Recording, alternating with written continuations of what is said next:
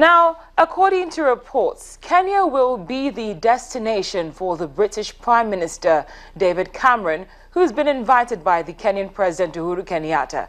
We understand that the Kenyan President reportedly wrote to the British Prime Minister extending his invitation to have Mr. Cameron visit Kenya in early 2016. A copy of the letter dated July 22nd, 2015 says Kenya is satisfied with the two countries' relations, which are based on historical bonds which have been warm and cordial so far. This visit is set to provide an opportunity for bilateral engagement between Kenya and Britain.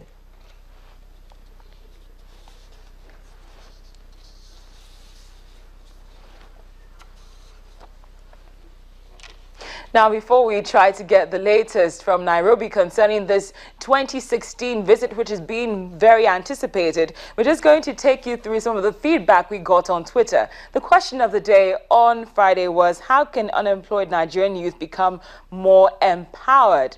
Well, most of you went ahead to request for Sam Onibanjo's book, which of course only one person went ahead to win, but this was one of the top tweets which came back as regards the question of the day, and it's coming from Oguni Samuel. He says he thinks the government has to readjust its policies and also make them favorable to make the teeming youth feel more empowered. We'd like to say a big thank you for your feedback, and please keep them coming. We'll take our question of the day just at the end of the program. But for now, we go live to Nairobi, where the Voice of America's Mohammed Yusuf is standing by. Mohammed, thank you very much.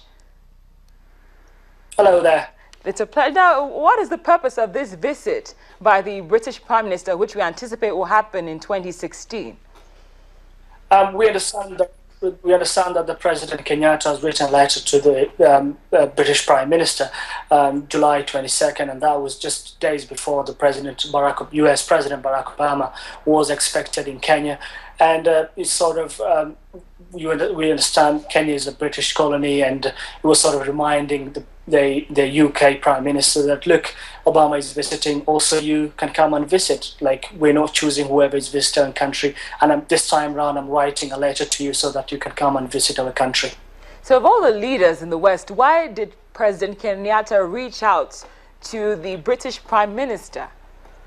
Just to take you a little bit back, in 2014, 2013, because Uhuru Kenyatta came to power April 2013, with his deputy, they were facing ICC charges against humanity, some violence that took place 7 years ago, and there was all these ICC cases at the time. In March of 2014, 2013, Kenyatta spent much of his time visiting the East, and that's particularly countries like China and Qatar, and visiting those countries. And now, December 2014, these charges against him were dropped, and now, in some ways, we move again in 2015, and now we're seeing a president who is now visiting Western countries.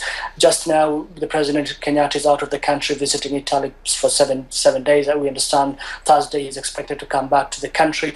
And now we're seeing a sort of a government trying now to come out and going to the Western countries, because there was this much beliefs that Kenya now is facing East. And you also remember there was ICC charges against both these leaders, the president and his deputy. And now one case is dropped. Kenya now feels in some ways is trying to win the West, and it's easy now for the president to go out there and deal with these Western countries.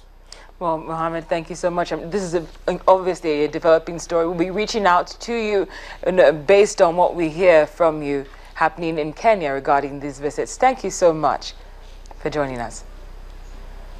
The Voice of America's Mohammed Yusuf reporting from Kenya, Nairobi. Now, here is our question of the day. We're simply asking, what is the best way to deal with the migrant crisis, which is the worst that we've seen in years? We'd just like to ask you to send us your feedback either via email or Twitter. The address and handle are right there on your screen. As always, it's been a pleasure. Thank you so much for watching Network Africa right here on Channels Television. I'm Cynthia Are.